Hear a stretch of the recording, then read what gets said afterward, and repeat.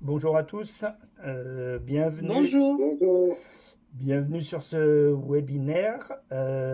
Merci d'avoir réagi rapidement pour participer à cette mini réunion, j'allais dire. Voilà, je pense que vous avez entendu parler de l'actualité. L'idée aujourd'hui, c'est de parler de la maladie dermatodulaire contagieuse qui vient d'arriver en France et notamment sur le département de la Savoie. On a décidé avec les OPA de faire un mini webinaire pour essayer de faire un point de situation avec les éleveurs, de façon à essayer de passer un message le plus clair possible de l'état de, on va dire, de nos connaissances.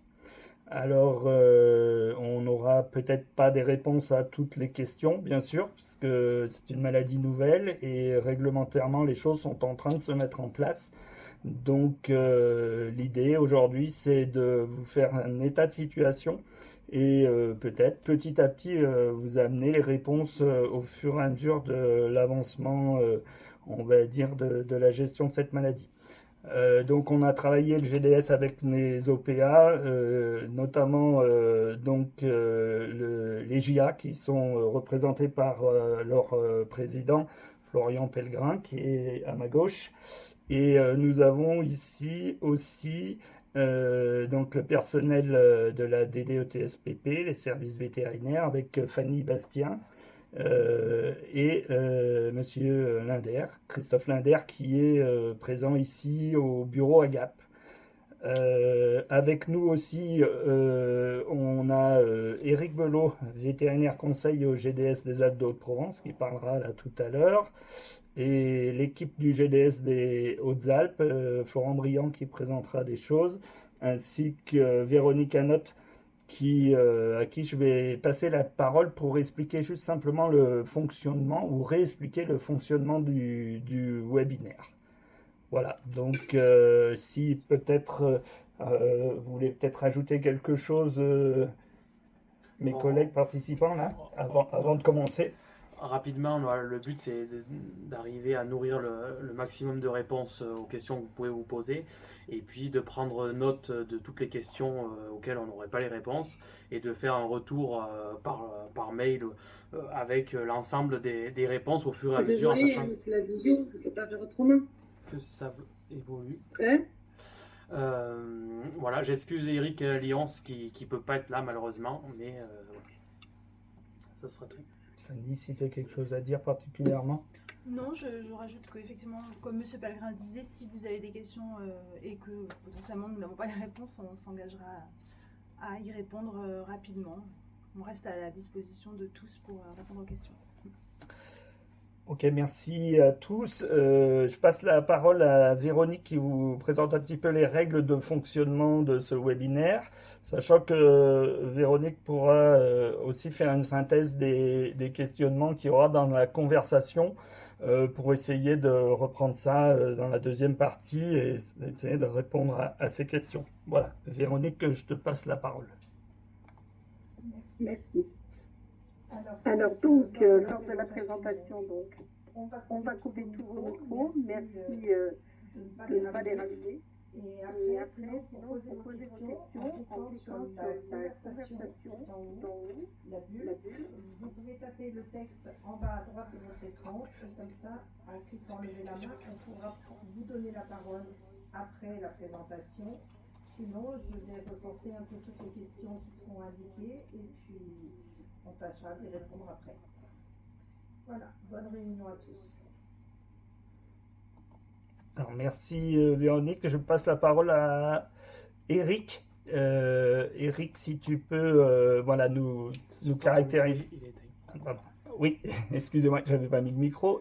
Je vais passer la parole à Eric, notre donc vétérinaire conseil là sur les Alpes de Haute-Provence, qui va nous présenter un petit peu la maladie. Voilà, Eric, c'est à toi. Oui, bonjour à tous. Cette maladie, elle est inconnue en France jusqu'à présent, mais elle est connue dans d'autres pays. C'est une maladie virale des bovins. Elle se traduit par l'apparition brutale de nodules sur la peau et sur les muqueuses. elle est due à un poxvirus, un proche des varioles, de la variole caprine, de la clavelée, des maladies qui n'existent pas en France mais qu'on connaît aussi. Par contre, elle est propre aux bovinés, c'est-à-dire donc bovins, zébus, buffles d'eau. A priori, elle ne touche pas les petits ruminants. En tout cas, elle n'affecte pas l'homme. Et outre sa gravité, elle est considérée comme de catégorie A dans la loi de santé animale, ce qui explique que sur le plan réglementaire, c'est une maladie exotique à éradication immédiate et on va voir les répercussions que ça peut avoir sur nos élevages. Sa transmission est surtout vectorielle, donc les insectes piqueurs, voire les tiques. Donc je vous disais, elle est connue dans le reste du monde, essentiellement en Asie et en Afrique. Et depuis quelques années, elle est en zootique au Maghreb, avec des flambées liées à l'activité des vecteurs, donc des insectes piqueurs. Donc notamment l'automne dernier, donc il y avait des cas en Algérie, en Tunisie, en Libye. Et là, donc, ce qui s'est passé ce début d'été, c'est que 4 foyers sont apparus en Sardaigne de façon assez brutale. On pense que c'est lié au vent du sud qui ont véhiculé des insectes piqueurs depuis l'Afrique du Nord et qui ont contaminé les troupeaux donc en Sardaigne. Quelques jours après est apparu un foyer en Lombardie, là directement lié à un transport d'animal de la Sardaigne jusqu'en Lombardie. Et puis là, il y a quelques jours, donc un cas confirmé en Savoie. Et par contre, là, on ne connaît pas du tout l'origine, donc l'enquête épidémiologique est en cours. Mais a priori, il n'y a pas eu d'introduction dans le cheptel atteint en premier. Donc voilà, ça reste encore un peu une énigme. Donc les recherches se poursuivent pour l'instant. Voilà ce que je peux vous dire à l'heure actuelle. On va dire aussi un petit mot sur la maladie, les symptômes d'alerte. Donc c'est vraiment des éruptions de nodules cutanés qui peuvent faire de quelques millimètres à quelques centimètres, qui sont accompagnés de fièvre, d'œdème et de lymphangite. La peau des membres notamment peut éclater, avec une baisse de l'état général, une mort possible. Et c'est vrai que ça peut ressembler à la busnoikiose à certains aspects de la maladie. Mais par contre, ce qui reste comme les cicatrices après l'éruption des nodules, ce sont des petits ulcères à l'emporte-pièce, avec des sortes de petits trous dans les cuirs qui les déprécient complètement. Et ça, c'est assez caractéristique des séquelles de cette maladie. Voilà ce qu'on connaît à l'heure actuelle sur la pathologie de la DNC. Je passe la parole à Florent, je crois. Ouais, voilà. Merci. Oui, donc bonjour à tous. Donc comme le disait Eric, il y a un foyer qui est apparu le 29 juin en Savoie, donc sur la commune d'Entrelacs, près du lac du Bourget. Les services vétérinaires ont fait un petit déroulé de la chronologie du foyer initial, qui est assez intéressant, je trouve. On voit quand même la rapidité de réaction pour signaler le cas et arriver jusqu'à la confirmation de la suspicion. Ça a commencé le lundi 23 juin avec des bovins en hyperthermie, des poils en amas hérissés sur un bovin. 25 après-midi, donc 2 jours après, 3 bovins malades avec des signes cliniques sur certains animaux, d'autres non, mais de l'abattement, des nodules sur tout le corps, des œdèmes sur les membres, de la conjonctivite bilatérale et une chute de production de lait. Donc à partir de là, c'était là où il y a eu une déclaration de suspicion avec cet ensemble de symptômes à l'aide du vétérinaire sanitaire d'élevage. Jeudi 26 après-midi, il y a eu les résultats de Besnoikiose qui sont avérés négatifs parce que là, comme dans tout diagnostic, il faut investiguer toutes les pistes. Ça a permis d'écarter ce problème-là. Le vendredi 27, il y avait 15 animaux touchés, donc une progression des symptômes et des animaux malades. Et finalement, le dimanche 29 juin, une confirmation de la suspicion avec les résultats d'analyse positifs en DNC rendus par le laboratoire national de référence. Donc voilà, en une semaine, on est passé des premiers symptômes constatés à la confirmation de la suspicion et derrière, malheureusement, l'abattage des animaux du troupeau. Donc en date du 7 juillet, ces dernières infos qu'on a, c'est celles d'hier. On a 4 foyers confirmés sur la même commune d'Entrelacs, donc vraiment sur cette commune-là bien ciblée. Il y a eu différentes suspicions qui ont été levées dans des zones complètement différentes, donc Corse, Aveyron, Doubs et Ain. Il y a quelques suspicions en cours dans le secteur qui sont encore en cours d'investigation et en attente de résultats d'analyse. Donc pour l'instant, les foyers confirmés sont bien sur la même commune. Il n'y a pas une extension de l'épidémie au jour d'aujourd'hui.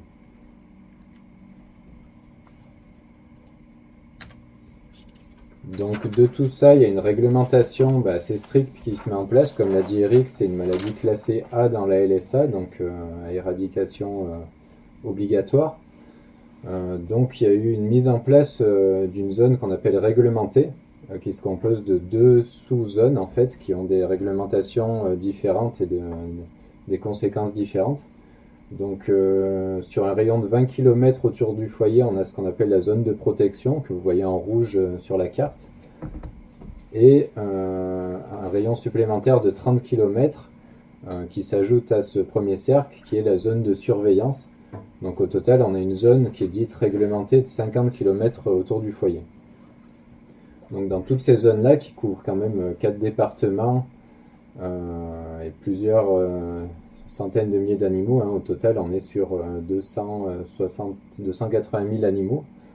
Il y a une interdiction de tous les mouvements de bovins à partir ou à destination de cette zone, y compris à l'intérieur. Donc vraiment les animaux sont bloqués là où ils sont, pour éviter de déplacer d'éventuels autres foyers déjà au sein de la zone et du coup déplacer l'épidémie à l'intérieur de cette zone. Et puis évidemment, éviter de déplacer des bovins qui seraient contaminés plus loin, comme chez nous ou ailleurs en France. Il y a une interdiction d'épandage du fumier, parce qu'il y a encore des incertitudes sur la persistance du virus dans les lisiers, et du coup le pouvoir contaminant de tout ça si c'est épandu. Donc au jour d'aujourd'hui, il y a une interdiction d'épandage. Il y a eu une interdiction de commercialisation du lait cru initialement, qui a été vite levée, parce que voilà, il n'y a pas d'incidence sur la santé humaine et il n'y avait pas de raison que le lait cru d'une exploitation aille pour l'alimentation d'autres bovins dans d'autres troupeaux. Donc ça a été levé. Et il y a un dépeuplement des foyers, donc là il y a déjà eu la mise à mort des animaux du premier foyer initial, donc 52 bovins abattus, et les autres foyers sont en cours, donc les 3 autres foyers de la commune d'Entrelacs. Il y a une question sur les vaccins, alors on a peu de réponses là-dessus, on ne pourra peut-être pas tout vous apporter aujourd'hui parce qu'on n'a pas les réponses et je pense que personne ne les a à ce stade-là. C'est-à-dire qu'il y a un vaccin qui existe et qui est disponible au niveau de l'Union européenne. Et il y a une demande qui a été faite pour débloquer le vaccin. Alors après, il y a toutes les conditions derrière et la stratégie de mise en œuvre de cette vaccination qui risque d'être discutée au niveau national et au niveau plus local dans les Savoies pour savoir si la France s'engage ou pas dans la vaccination.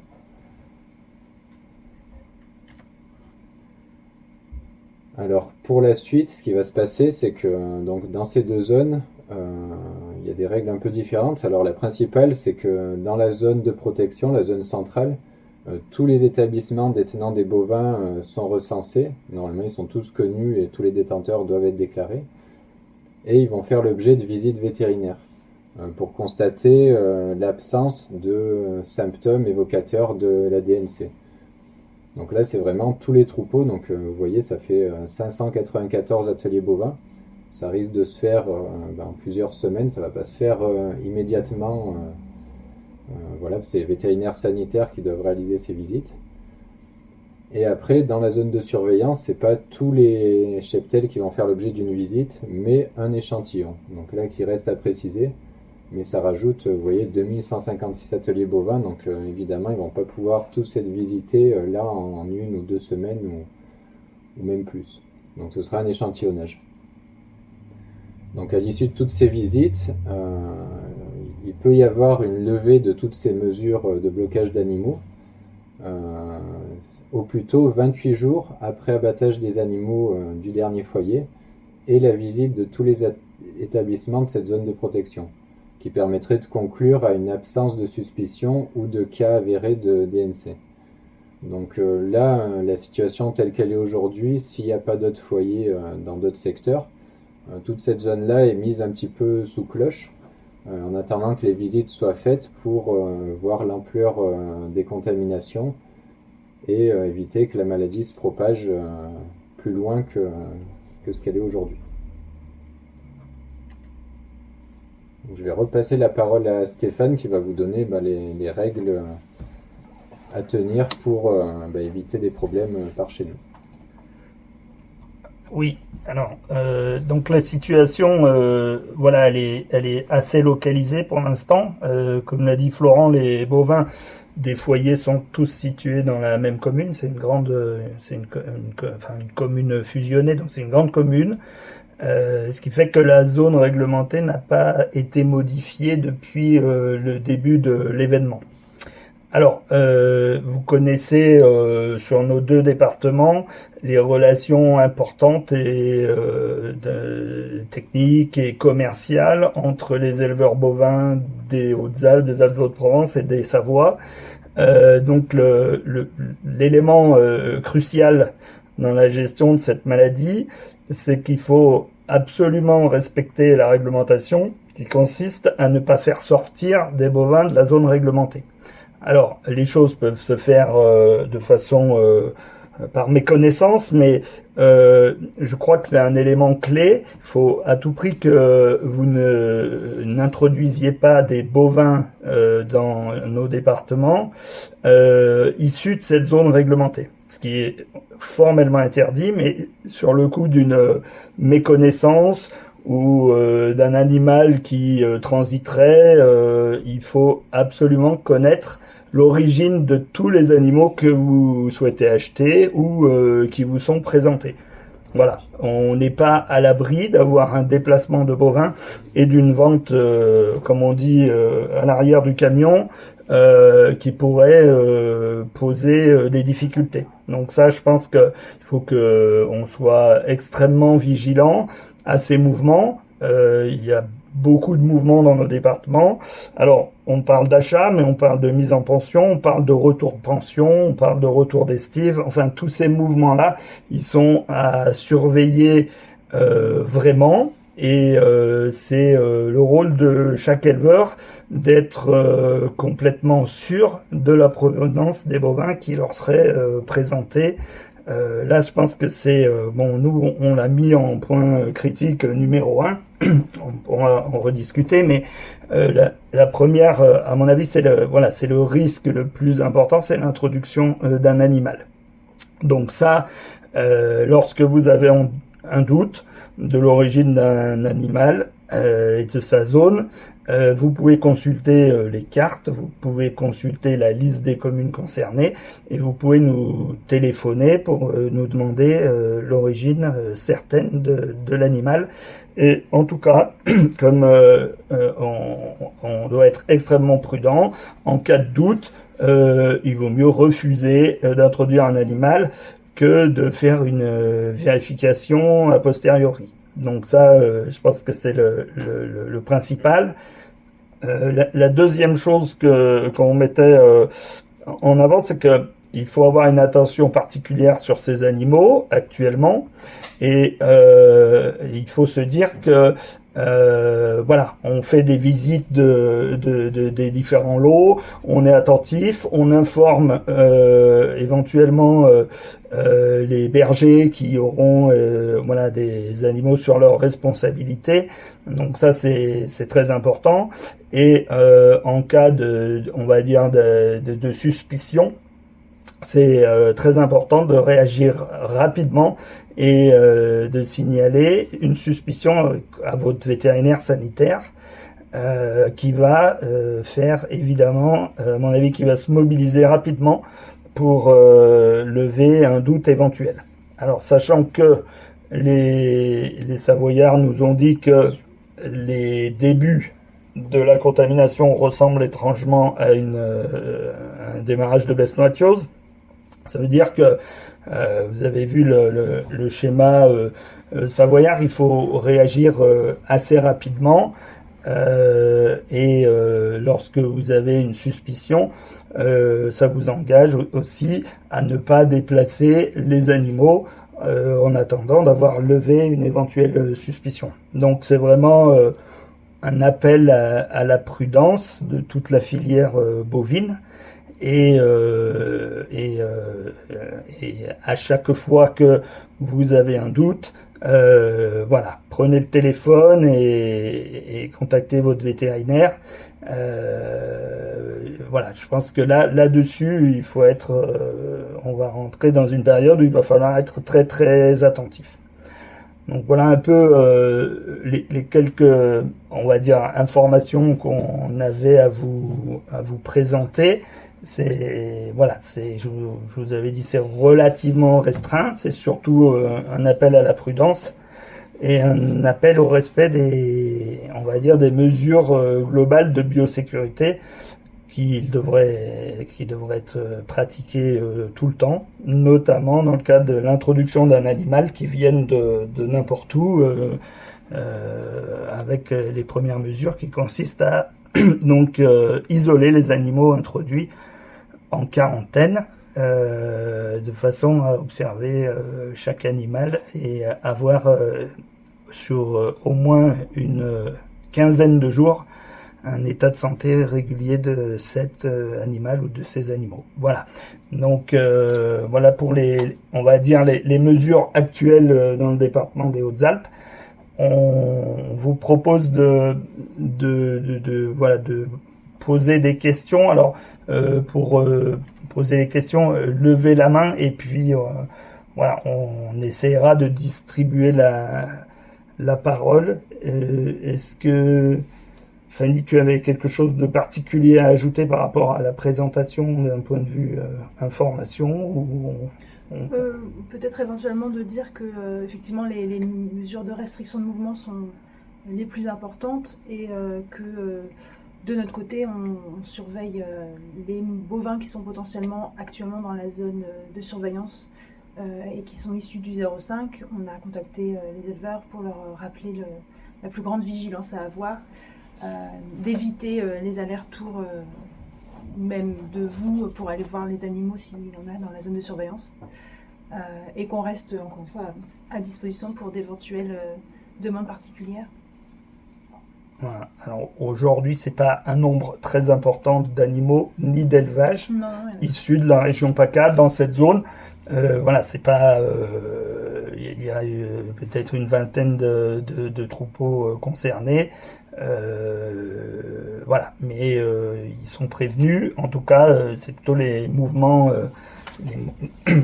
qui sont à vraiment surveiller. Et vous, en tant qu'acheteur ou preneur en pension, c'est là qu'il faut être le plus prudent. Voilà. Alors, je crois que Florent, tu voulais ajouter quelque chose? Non? T'as levé la main? Non? Alors, attendez. Est-ce qu'il y en a des écrits? Benjamin Ferrand.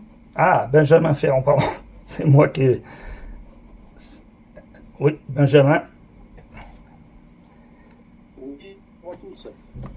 Désolé, j'ai pris quelques minutes de retard, je fais le tout début, mais petite question, parce que là, aujourd'hui, qu'est-ce qu'on a comme moyen pour lutter contre la maladie, si ce n'est de faire attention à ces animaux, de limiter tous les mouvements dans la zone, bien entendu. Nous, ici, techniquement, dans nos deux départements, si on a une même progression qu'il y a eu de la maladie, comme la FCO et la MHE au cours de l'année passée, qu'est-ce qu'on a aujourd'hui comme moyen pour lutter? Parce qu'on va se retrouver dans une situation plutôt chaotique si la maladie fait la même progression qu'on a pu connaître sur les autres fronts épisodiques. Et on va se retrouver avec des abattages de troupeaux, ça va être, désolé l'expression, cataclysmique. Qu'est-ce que, aujourd'hui, avec le recul dans les autres pays notamment, comment est-ce qu'ils luttent contre la maladie, contre la progression? Si ce n'est, là, ce que tu as évoqué, Stéphane et toi, Florent, le cloisonnement, voilà, là, il y a une mise en quarantaine, restriction de mouvement des animaux, mais bon, voilà, on a fini les transhumances, dans 2 mois, un peu moins de 10 mois, c'est les transhumances de descente, donc des camions qui vont bouger dans tous les sens avec les insectes qui vont suivre. Qu'est-ce qu'on aura comme moyen pour lutter, pour limiter la maladie? Parce que là, on parle d'abattage de troupeaux entiers, et là, on n'est plus sur des pertes juste sur des bêtes qui ont été touchées. Là, c'est un abattage de troupeaux. Et pour l'éleveur, et autre que problématique, hein, c'est l'arrêt complet de la profession. C'est un troupeau qui génétiquement a été travaillé depuis plusieurs années, donc c'est une perte moralement. Enfin, l'éleveur ne se remet pas de ça, c'est pas possible. Donc pour lutter au plus contre cet abattage systématique et qu'on évite qu'il y en ait en tout cas dans nos deux départements, qu'est-ce qu'on peut mettre en amont là maintenant en place pour lutter contre ça? Qu'est-ce qui se fait ailleurs? Merci Benjamin pour ta question. Je vois que Lionel Gavet, notre vétérinaire conseil là, du 05, a levé la main. Peut-être tu voulais répondre ou réagir par rapport à ça, Lionel?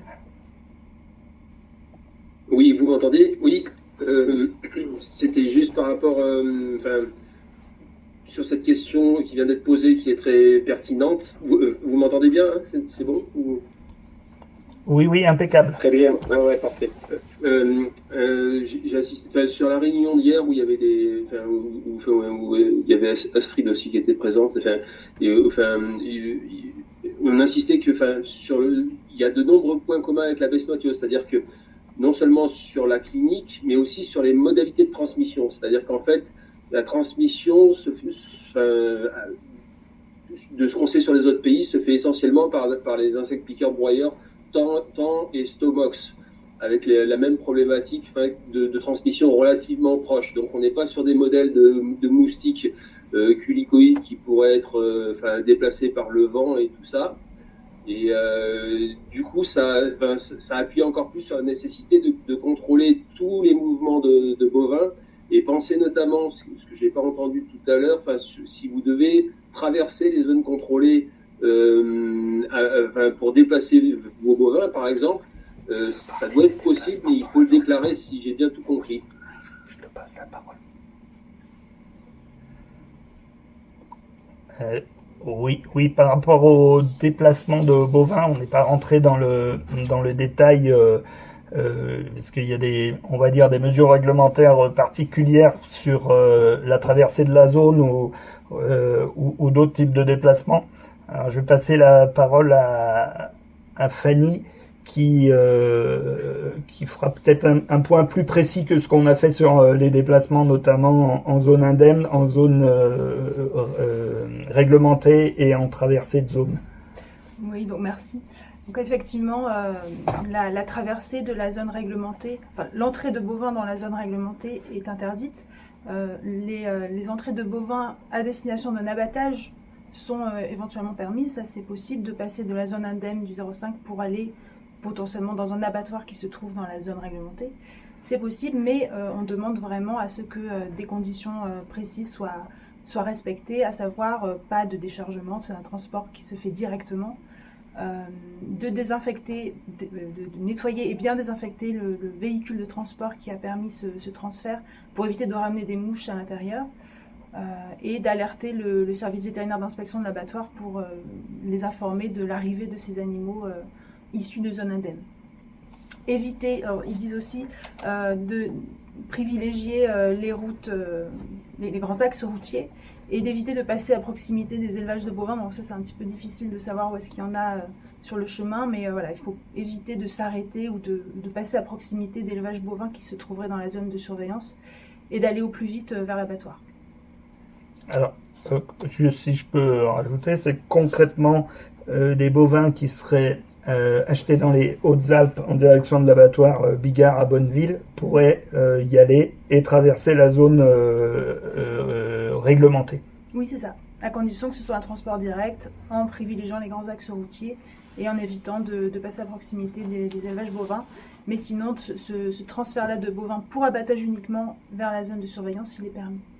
Okay. À condition bien sûr de respecter drastiquement les mesures de biosécurité et notamment de désinfecter le véhicule, j'insiste encore parce que c'est vrai que ce sont des insectes qui sont lourds et comme le disait Lionel, le vent ne les transporte pas facilement contrairement aux culicoïdes, mais par contre les véhicules de transport oui, donc c'est important d'avoir une attention particulière pour ces véhicules. Ok, alors pour essayer de répondre à la question de Benjamin là sur qu'est-ce qu'on peut faire et l'expérience des autres pays. Voilà, je ne sais pas, Eric, si tu veux ajouter quelque chose, tu as levé la main. Oui, parce que là, pour la question de la vaccination, qui serait le moyen de lutte possible, voilà, après, ça va dépendre beaucoup de la réglementation. C'est ce qui est dans pas mal de pays atteints, ils arrivent à contrôler la maladie en partie avec la vaccination. Mais voilà, ça après ce sera à débattre puisqu'on a vu que après il faut des autorisations de vaccination, des autorisations d'importation du vaccin. Donc ça c'est plus l'aspect réglementaire. Peut-être que Fanny peut nous en dire quelque chose, mais je sais pas. Voilà, la vaccination est possible, mais voilà, dans quelles conditions, ça, on les connaît pas. Oui, effectivement, c'est une vaccination qui existe dans d'autres pays, notamment dans les Balkans et en Afrique. Là, pour cette maladie de catégorie A, l'utilisation d'un vaccin sera soumise à l'accord de la Commission européenne. Donc c'est vraiment une décision de l'Europe d'accorder ou pas l'utilisation d'un vaccin en France. Donc pour l'instant, c'est pas du tout dans l'ordre du jour. On espère encore quand même annuler ces foyers. C'est ce qui a été fait en Lombardie, en Italie. Le foyer en Lombardie a été éteint. Il y avait quand même de l'espoir de stopper l'expansion de la maladie. Et par rapport à ce qu'on peut faire, donc pas de vaccination pour l'instant, c'est juste les mesures de prophylaxie sanitaire, de biosécurité et de faire attention à l'introduction de bovins au mouvement. C'est les uniques moyens de lutte dont on dispose actuellement. Ok, je vois qu'il y a une main levée, Gaëc de Côte-Clavel, si vous pouvez nous poser la question. Oui, du coup, moi, je voulais savoir, du coup, on n'a pas les taux comme en plus, il y a un abattage, on n'a pas peut-être pas le recul, je ne sais pas s'il y est ailleurs, mais savoir les taux de mortalité, le nombre de bêtes potentiellement asymptomatiques sur un troupeau contaminé, parce que les symptômes sont pas beaux, effectivement, ça donne pas très envie, mais l'abattage, c'est une solution assez radicale. Et la question, c'est toujours un peu la même, c'est est-ce que ça vaudrait pas le coup de se retrouver, parce que la FCO, on avait quand même des taux de mortalité entre 30 et 70%, mais sur des maladies où éventuellement il y a moins de mortalité, est-ce que ça vaut pas le coup de les laisser? Voilà, enfin je pose la question un peu légèrement peut-être, mais si les symptômes sont uniquement visuels et que c'est juste le déclassement des cuirs à la fin et que la mortalité est de 5 à 10%, ça fait beaucoup moins de pertes économiques que l'abattage complet, notamment si de toute façon on sait qu'on aura du mal à la contrôler, quoi. Ça, c'est à voir à la suite. Si jamais là les 4 foyers, l'élimination des 4 foyers actuels permettent de juguler complètement l'épidémie, tant mieux. Mais si de toute façon ça commence à se propager, c'est peut-être une politique sanitaire à revoir.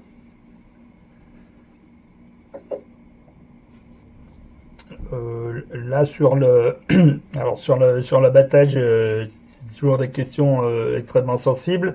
Lorsque des maladies complètement exotiques et inexistantes apparaissent, le choix, en tout cas depuis longtemps et européen, c'est d'avoir une éradication très rapide à l'arrivée des premiers cas. Après, je ne sais pas si quelqu'un a des réponses par rapport à un retour sur la mortalité de cette maladie. Je pense que les symptômes externes sur le cuir, c'est a priori des nodules qui sont aussi présents sur les organes en interne qui créent les difficultés pour l'animal. Donc je pense que c'est pas forcément que externe. Peut-être Lionel, et puis je passerai la parole à une autre personne après. Lionel, tu peux compléter là? Oui, de toute façon, en réponse, c'est une maladie qui arrive à être gérée dans les pays qui sont atteints. Et a priori, au niveau national, il y a des études. Il y a 2 cas. Soit on arrive à maîtriser le foyer, et puis ça tiendra ce que ça tiendra. On verra. Mais pour l'instant, il y a 2 foyers actifs, c'est la Sardaigne et les Hautes-Alpes. Si on arrive à éteindre ce foyer, ça sera de toute façon économiquement mieux pour tout le monde. Après, si ça explose, très probablement que, on espère, que la politique les choix faits ne seront pas sur l'extermination systématique comme ce qui est appliqué actuellement. Mais ça, c'est que l'avenir qui peut nous dire. Actuellement, on a un foyer, on voit que c'est bien contagieux, c'est une nouvelle maladie, donc ça se transmet assez vite. Effectivement, on n'a pas d'idée au niveau français ce que ça pourrait donner comme mortalité si on laissait faire. Mais c'est toujours le choix de dire, tiens, il y a une toute nouvelle maladie qui apparaît. Est-ce qu'on a les moyens de faire en sorte qu'elle apparaisse pas, ou si le combat est perdu, effectivement, il y a des plans B. Contrairement à la MHO, on était l'an dernier bien dépourvu là-dessus avant que le vaccin apparaisse. Voilà, c'est tout ce que je voulais dire. Ok, merci Lionel. Oui, merci Lionel. Il y avait une autre question, Madame Colomb. Oui, bonjour. Moi, j'ai une question. J'ai mes vaches qui sont en estive, du coup, au Ménuire, donc en Savoie. Les directives de la semaine dernière qu'on a pu avoir, les retours qu'on a pu avoir justement par rapport s'il y avait un cas qui se déclenchait dans le groupement, c'était abattage total des vaches présentes sur le groupement. Est-ce que c'est toujours d'actualité? Est-ce que ça a changé? Est-ce que... Voilà, on est plusieurs éleveurs, il y a 300 bêtes en total sur le groupement. C'est-à-dire que s'il y a un cas positif, même d'une autre bête que mon cheptel, les directives de la semaine dernière, c'était abattage total de toutes les vaches du groupement. Est-ce que c'est toujours d'actualité ou est-ce que ça a changé? Oui, ok, merci. Je vais passer la parole à Fanny Bastien, l'ADD TSPP 05. Oui, alors par rapport à cette question qui est effectivement importante, les autorités, donc les services vétérinaires de Savoie, vont prendre cette décision-là en fonction de la situation et ils vont réfléchir par unité épidémiologique. Si les animaux sont effectivement tous mélangés et qu'ils forment en fait qu'une seule unité épidémiologique, la décision les concernera tous. Si par contre il y a plusieurs lots qui ne se mélangent pas et qui sont séparés éventuellement par une distance ou une clôture, ça je ne sais pas trop quelle décision sera prise, mais en tout cas ils pourront éventuellement mettre en évidence que les animaux ne constituent pas une seule unité épidémiologique mais bien plusieurs, et dans ce cas-là la décision sera différente en fonction de ça. Mais ça c'est au cas par cas et c'est uniquement les services vétérinaires de Savoie qui, au vu de la situation, établiront cette décision. C'est vraiment au cas par cas. Et par contre, en revenant à la dernière question par rapport à la catégorisation de la maladie et aux mesures de lutte, cette maladie, elle est classée ADE, donc la déclaration obligatoire éradication immédiate, par la Commission européenne. C'est un règlement européen qui définit ce statut. Nous, au niveau local, clairement, on n'aura pas le choix de déroger à cette catégorisation et donc aux mesures qui en découlent. Mais cette stratégie de lutte, elle peut évoluer en fonction de la situation épidémiologique. Comme le disait Lionel, quand on a 1 à 4 foyers, eh bien, la stratégie, elle est à l'éradication. Si par contre, imaginons, les choses évoluent vraiment dans le mauvais sens et qu'on a des flambées, la stratégie évoluera forcément. Pas abattre tous les bovins de France à cause de cette maladie. Donc la stratégie, elle est réfléchie en fonction de la situation épidémiologique, du nombre de foyers, des répercussions que ça a dans tous les cas. Ok, merci Fanny. Céline Mathieu, Céline, tu avais une question? Oui, c'est juste un retour. J'ai vu le président du GDS des Savoie la semaine dernière. Et en fait, lui, il est en lien avec les exploitations touchées. Et le premier qui a été touché, quand on est venu, parce que la maladie est allée très très vite chez lui, de 1, 5, 10, 15, 20 bovins qui étaient vraiment très mal en point. Et en fait, quand on lui a dit qu'on allait abattre totalement son troupeau, il était soulagé. Parce qu'en fait, il n'y a pas que du pus sur les bêtes. Apparemment, elles souffrent énormément. Et il était soulagé qu'on abatte tout son troupeau. Parce qu'en fait, de voir tous les jours 4, 5, 6 bêtes touchées en plus, en fait, c'est tout le troupeau qui est atteint en quelques jours et qui souffre. Et aujourd'hui, on commence à remettre en question, dans certains endroits, l'abattage total.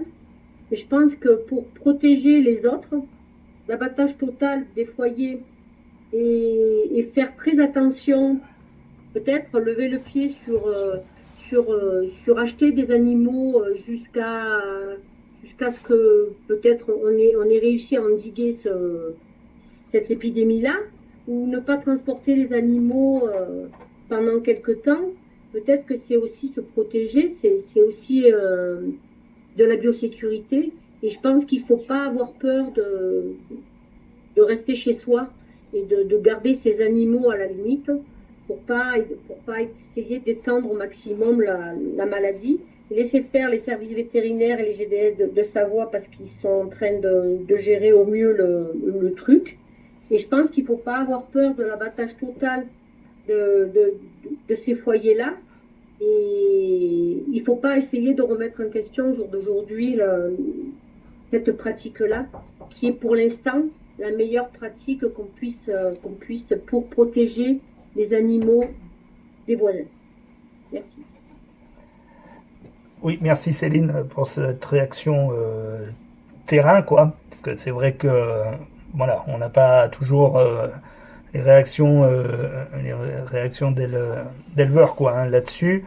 Alors, j'ai une autre question. Monsieur Ferraud, Valentin. Oui, du coup, c'est pour savoir, parce que du coup, on vient juste de monter les animaux en montagne collective, et je pense vraiment qu'il faudrait qu'on les redescende en plaine, du coup. C'est juste pour ça, une question un peu technique, quoi. Alors après, je pense qu'elles sont montées en estive collective sur notre département ou sur le 04. Pour l'instant, c'est vrai qu'il n'y a pas de demande de bouleverser les pratiques pastorales, hein. C'est même infaisable. L'idée, c'est plutôt quand Céline parle de rester chez soi, l'idée, c'est quand même de pas introduire des animaux. Voilà. C'est faire une pause dans parfois les achats frénétiques ou les mises en pension croisées. Voilà. Donc, c'est pas forcément, voilà, il n'y a pas question de remettre en cause, à mon avis, les estives collectives, voilà, ni de faire voilà, descendre des troupeaux. Ou, voilà. Je pense que c'est plus la sagesse de rester prudent. Voilà, de pas acheter des animaux si c'est pas bien cadré, en tout cas bien prévu à l'avance, bien discuté avec l'éleveur vendeur. Enfin voilà, pas d'achat compulsif en ce moment, et la prudence elle est là. Moi je pense que c'est dans ce sens-là que Céline voulait souligner voilà le fait de rester un peu chez soi et très prudent. Quand je disais rester chez soi, c'est pas de rester sur son exploitation. Quand les bêtes sont en montagne, il faut surtout pas les ramener, il faut les laisser où elles sont. Et c'est le mouvement d'animaux qui risque. Donc, si les animaux sont en montagne, laissons-les en montagne. N'essayons pas de faire des trafics d'animaux, des trafics, je m'entends, hein, d'aller chercher des animaux d'un endroit A pour les ramener à un endroit B. Où elles sont bien. C'est surtout le mouvement d'animaux qui est problématique au jour d'aujourd'hui. Donc surtout, si vos bêtes sont en estive, laissez-les, elles sont très bien. Elles risquent rien pour l'instant quand elles sont loin de la zone contaminée. Donc surtout, il faut pas. C'est le mouvement d'animaux qui est problématique. Donc surtout, le truc, c'est de laisser les animaux où ils sont. C'était pas de rester chez soi et de ramener toutes les bêtes à la maison que je disais. C'était si elles sont en estive, laissez-les en estive. Il faut essayer de bouger les bêtes le moins possible. C'est ça que je voulais dire. Oui, merci. Merci Céline. Alors une question de transfert d'animaux, j'allais dire par la zone réglementée. L'export des broutards vers l'Italie, c'est deux questions en une question. Est-ce que l'Italie accepte de réceptionner nos broutards? Première question, j'allais dire. Et deuxième question, est-ce que des broutards donc qui sont pas abattus pourraient traverser la zone dite réglementée sans s'arrêter, quoi, disons, un transport de transit? Du coup, là, je disais par rapport à la traversée de cette zone, oui, c'est possible, pour abattage. Par rapport à l'Italie, donc nous, on n'est pas en zone de restriction de mouvement, nos bovins peuvent circuler à destination de l'Italie. Alors, il y a ce foyer en Lombardie qui est éteint, mais pour le coup, il est encore soumis à des surveillances. Donc là, il faudrait voir avec nous, en fonction de la destination en Italie, pour voir si cette destination ne fait pas partie de la zone réglementée italienne par rapport au foyer de Lombardie. Donc ça, c'est à voir avec nous des DPP, puisque de toute façon, on doit établir un certificat sanitaire pour l'export. Mais comme nous ne sommes pas en zone réglementée et que l'Italie non plus, sur cette zone-là, a priori, il n'y a pas de problème pour exporter en Italie nos bovins. Ok, mais ça veut dire que le transit par la zone réglementée, uniquement, est interdit. Il est interdit, sauf pour abattage dans la zone réglementée. D'accord, ok.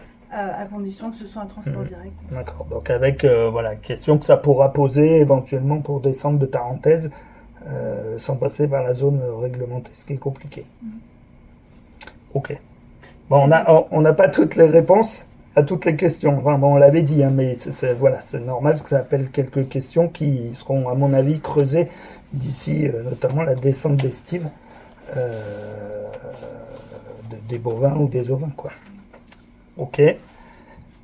Est-ce qu'il y a d'autres questions?